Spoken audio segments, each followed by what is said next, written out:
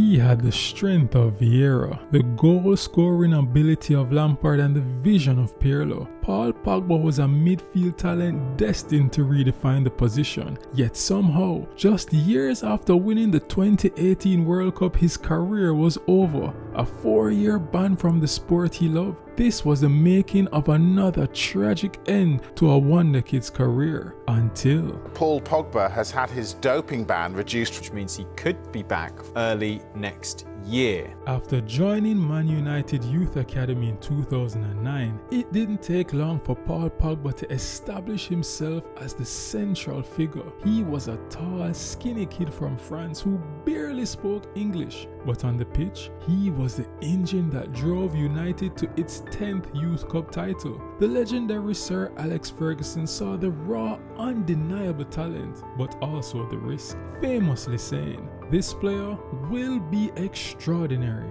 but he's a dreamer, and if nobody is there to show him his way, he'll never make it." But Pogba's dream was too big to wait. After a handful of first-team appearances, he grew frustrated with the lack of opportunity. So in 2012, in an act of bold self-belief, he left for Juventus. He wasn't just leaving a club, he was going to chase his destiny. And in Italy, his destiny found him. At Juventus, Paul Pogba evolved from a promising talent into an unstoppable force, playing alongside legends like Pirlo, Vidal, and Marchisio. He wasn't just a student, he was a peer. He became the King of Turin, dominating Serie A with a combination of power, skill, and swagger the world had never seen. 4 league titles in 4 years. The centerpiece of a team that reached the Champions League final. He had proven Ferguson right and wrong. The dreamer was now a champion.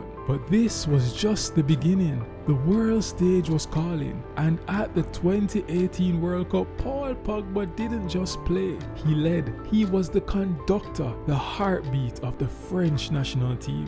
And in the final, on the biggest stage imaginable, he delivered, scoring a crucial goal to seal the victory. He lifted the World Cup trophy, a king crowned in front of the entire world. He had done it, world champion. He had reached the absolute summit of football, dominating the midfield on the world's biggest stage. For 1 month in the summer of 2018, Paul Pogba was undeniably the complete midfielder, the king he was always destined to be. But this created the biggest mystery of his career. Why did this world-conquering player look like a different man when he wore the red of Manchester United? The French coach, Didier Deschamps, believed he had the secret. He said he built his entire system around one simple idea: to unlock the best version of Paul Pogba. So here's the question for the real football heads. Besides Pogba himself, who was the one player in that French midfield that was the absolute key to unlocking his true potential?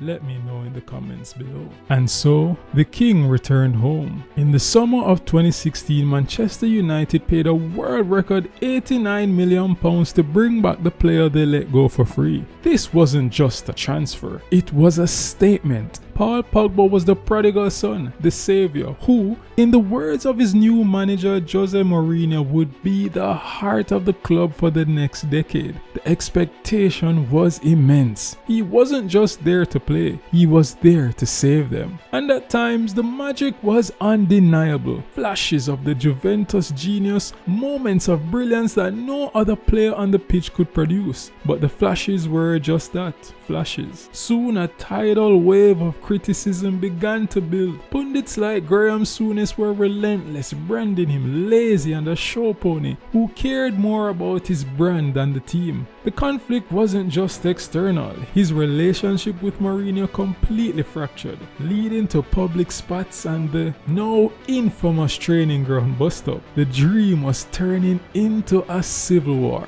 Mourinho himself may have diagnosed the problem perfectly. He believed the World Cup was the perfect habitat for Pogba, a closed, isolated camp where he could only think about football. But back in the week-to-week grind of the Premier League, the focus, the concentration was gone. But the battle wasn't just on the pitch or with his manager. A relentless curse of injuries began to stalk him, breaking his rhythm and stealing his momentum just when it seemed like he was finding his form. And while he was fighting for his fitness, he was secretly fighting for his life. An organized crime group, allegedly including his own brother, was targeting him in a massive extortion plot, blackmailing him for millions and threatening his family. The mental toll was unimaginable. In 2022, the dream ended not with a bang, but with a whisper. His contract expired. The world record savior left Manchester United for free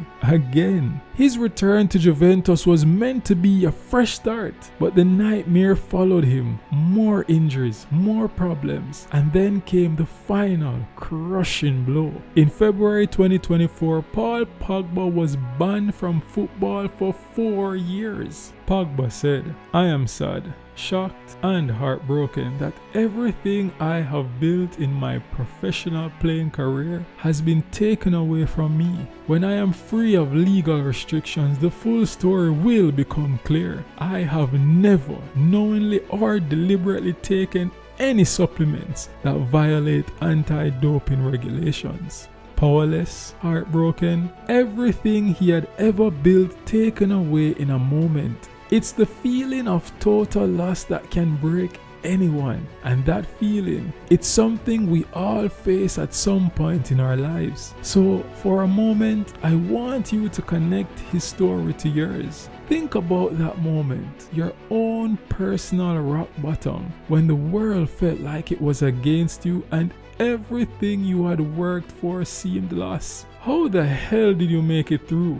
What was the one thing, that one thought, that one person, that one reason that gave you the fuel to keep going? Take a moment to hold on to that feeling, because as we're about to see how Paul Pogba made it through, you might find you have a lot more in common with him than you think. Share your story of resilience in the comments. Your strength could be exactly what someone else needs to read today. And that should have been the end. A world-class talent, a World Cup winner erased from the game. A modern Icarus who flew too close to the sun. The final chapter in the tragic story of Paul Pogba. His career was in ruins. The world he knew had vanished. In his own words, Paul Pogba, the famous guy, is no more. People were avoiding me. He had every reason to quit. He even considered it. But here is the real twist. In the face of career-ending disaster, Pogba did the one thing he has